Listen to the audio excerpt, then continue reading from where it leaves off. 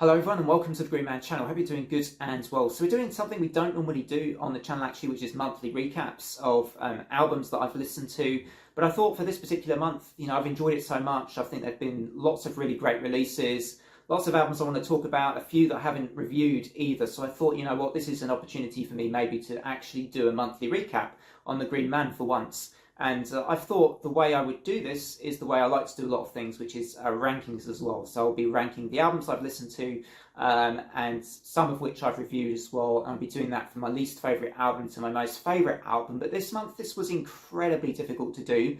I almost avoided the video because I just thought, how on earth am I going to decide on my top 5 albums from this month alone? It's really tough for me. So the other thing to keep in mind as well, and as a disclaimer, is obviously that these are very much personal choices, and you're going to see albums you probably love in this list that are quite low down.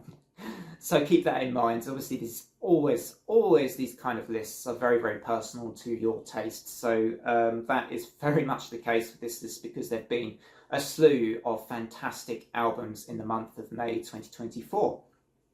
So anyway, let's crack on with this list. Without any further ado, we're going to start with number 13, because I feel like there are 13 albums I feel able to talk about and rank in this particular list. So we're going to talk about number 13 first, which was actually pretty easy in terms of decision making for this list, because that's Goth Minister and their album Pandemonium 2 Battle of the Underworld, which was released via AFM Records way back on the 3rd of May.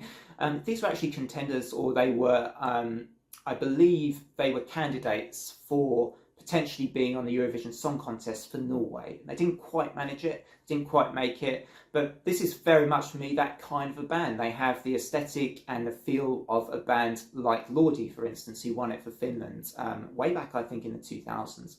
And this band, Goth Minister, I think you'll enjoy this if you like really kind of slightly industrial, anthemic style of music, with hooks like a band like Rammstein, that kind of thing. But this band, they just aren't really for me. I just found the lyricism very simple, the songcraft very, very simple and straightforward.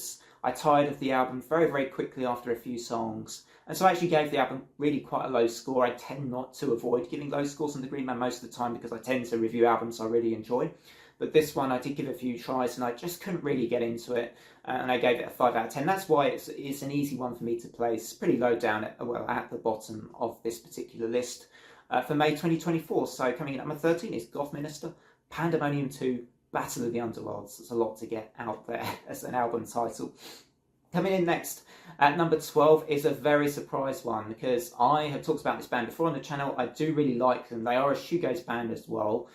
This is Dive and Frog in Boiling Water. Now this is kind of, I feel like, the critics' choice of album. Critically, there's actually a lot to really like about this album. But the problem for me is it's just not my sound. It's just not my style of shoegaze. It's got this West Coast sound. It's very dreary.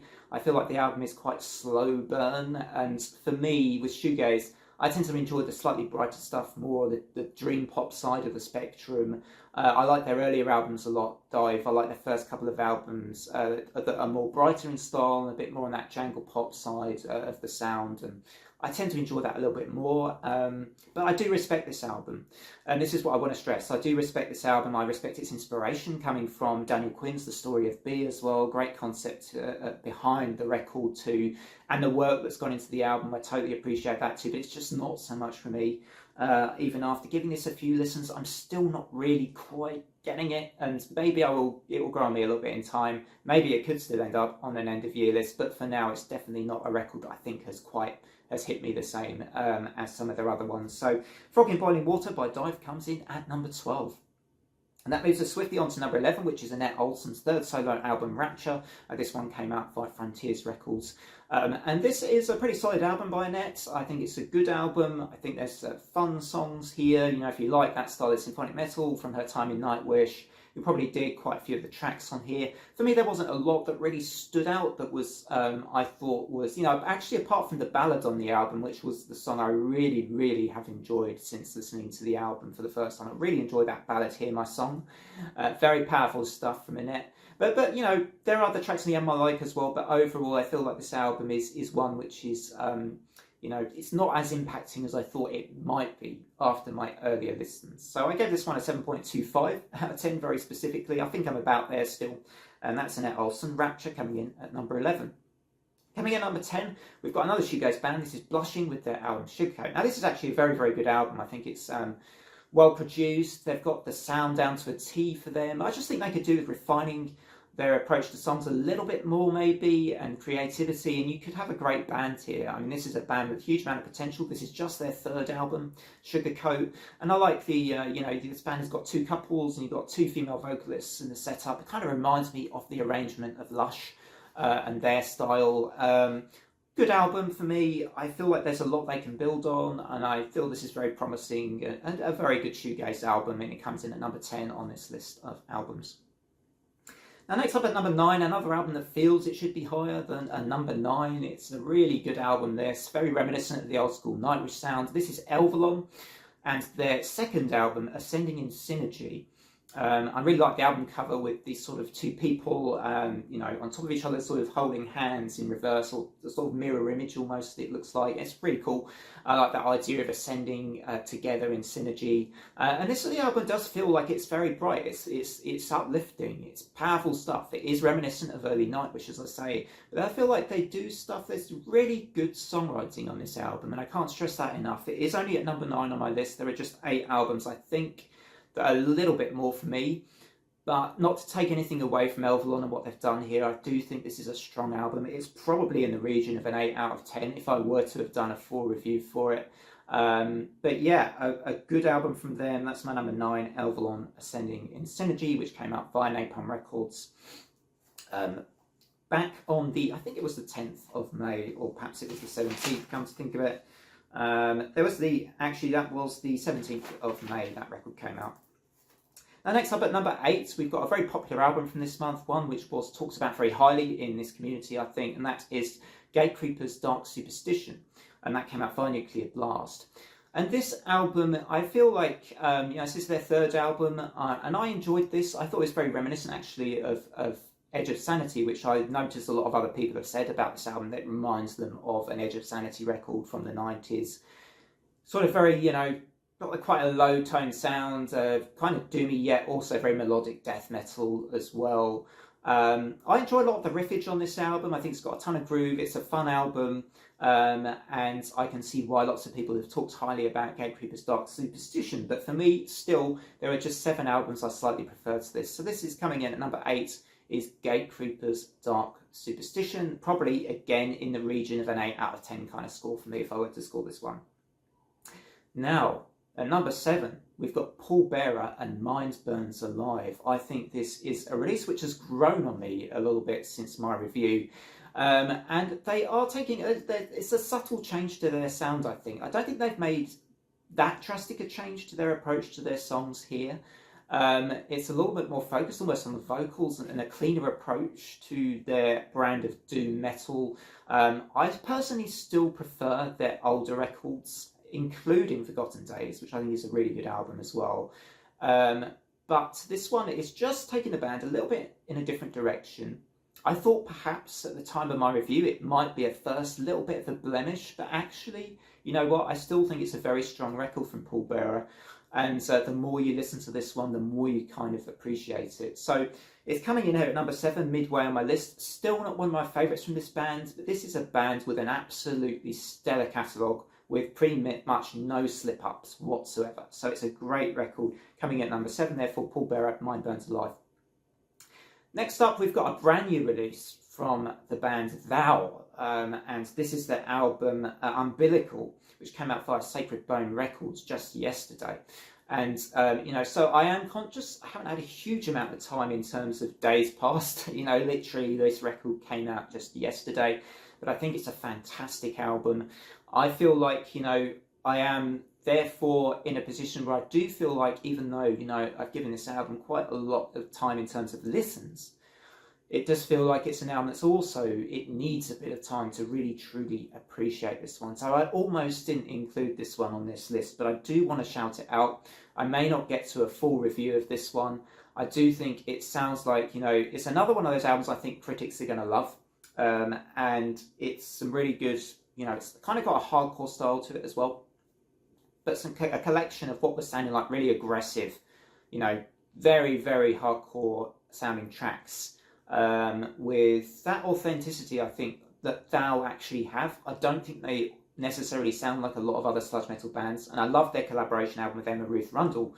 Those of you with long memories that have perhaps been with this channel since the very beginning may remember that was my album of the year for 2020. So I like this band a lot. They come in here at number 6. Again, there are just 5 albums that I think I do prefer to this one, which is quite something when you've got that album coming in only at number 6.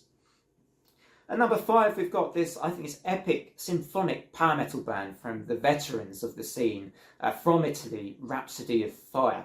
This is their release, Challenge the Wind, which came out again just yesterday on AFM Records. And I feel like even though this album only came out yesterday, like I've known it a while already, maybe it's the sound, the style or something, but I really dig in the tracks on this album. It's a lot of fun, but I also think it is quite well put together and paced as an album. For a power metal album in particular, I feel like even though they clearly have that signature sound, they are also clever at the ebb and flow of this album. You know, they feel like they know when to just take the pace off the album a touch, so it's not all the way through the sort of shrieky power metal style of vocals and that sort of constant barrage of power metal sound you get on a lot of power metal albums. So it's got a degree of melody, a degree of, you know, careful thought, I think, and that's what makes this one a pretty great album. It's why it's my number 5. That's Rhapsody of Fire, Challenge the Wind, which came out on 31st of May, as I say, just yesterday.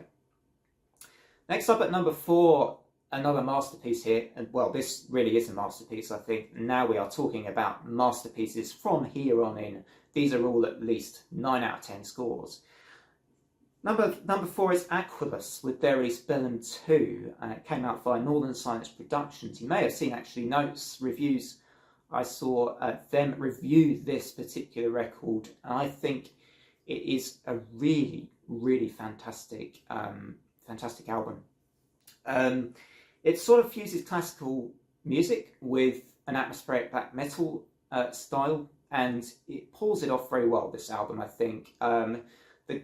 The guy behind this record has really thought through the arrangements and how to immerse the listener in this somber yet really stunningly beautiful experience that I think this album offers up. And I do think Aquilus Bellum 2 is ordinarily one of those albums I probably have as my number 1 of any other month, perhaps even of this year so far, but because of the next 3 albums, it's not quite.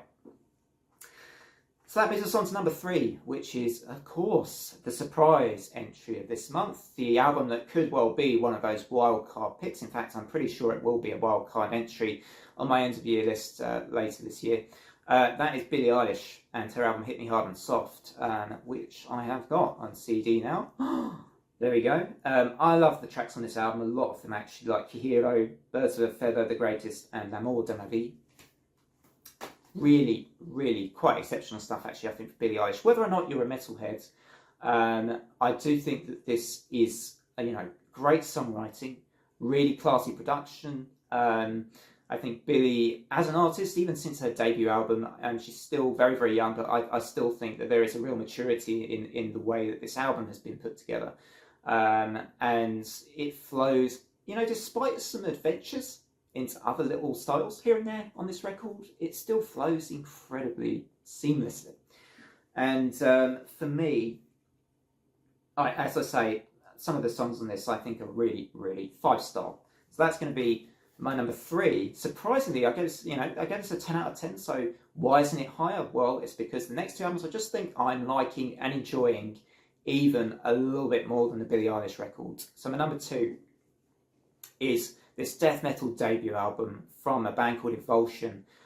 This is an absolute ripper for me. It's a monster, as I described it in my review. I just think it offers up a palette of brilliant stylistic death metal, particularly in the guitars department, which you are not going to regret listening to if you're a death metal fan. Of course, Elena Ferrier is in this band, and as I mentioned in my review, she does a lot of guitar covers of, in fact I said death metal, but she does other covers of other stuff and other genres as well, and she's a fantastic guitarist. So perhaps it reflects, unsurprisingly on this album, that this album is somewhat a product of, lots of her fantastic riffage and guitar work as well. But it's mind-blowing, this Evulsion album. Did I say the name of this album? I might be losing. Yes, this video has been going on for a little bit. This is Evulsion Spiritual Putrefaction, and it's an independent release, this death metal album. Really, as I say, really strong stuff. Some of my favourite tracks, I'm gonna give a shout out to some of the songs on this one. I think they include Decimation. Mangled Reality is actually a song that's been growing on me a bit. That's a fantastic song. And it just boasts, just back to back, glorious, exciting death metal songs. So that's my number 2. And now, last but by almost definitely no means least, at number 1, this is the top spot of a month full of top tier albums, really. And it is, of course, you probably knew this was coming. This is Unleash the Archers and their album Phantoma, the sort of sci-fi concept, artificial intelligence inspired record. And I just think this is phenomenal front to back for me. I think that they've taken their own sounds, they've incorporated a bit of an 80s arena rock, sort of that flavour from that era, and done it so incredibly well. Britney Slays' vocal performances on here are, really quite something. I think they're very, very good. And for me, I just feel this album is kind of perfect to me, and certainly fits my sort of taste in music as well, and therefore it's hard for me to avoid it not making number 1, despite some of these other really stellar albums. And I just think it's an absolutely magnificent bit of sort of modern power metal with, as I say, that sort of old school 80s rock and metal style to it. You're going to love this. If any of that sounds like you might enjoy it, then Unleash the Archers and Phantoma is going to be for you. Anyway, thanks very much everybody for watching this video and for my ranking of these releases from May 2024, which I thought was an absolutely great month. Don't forget to drop a like and a sub if you enjoy this sort of content. Otherwise, from me, until next time on the channel, it's bye for now.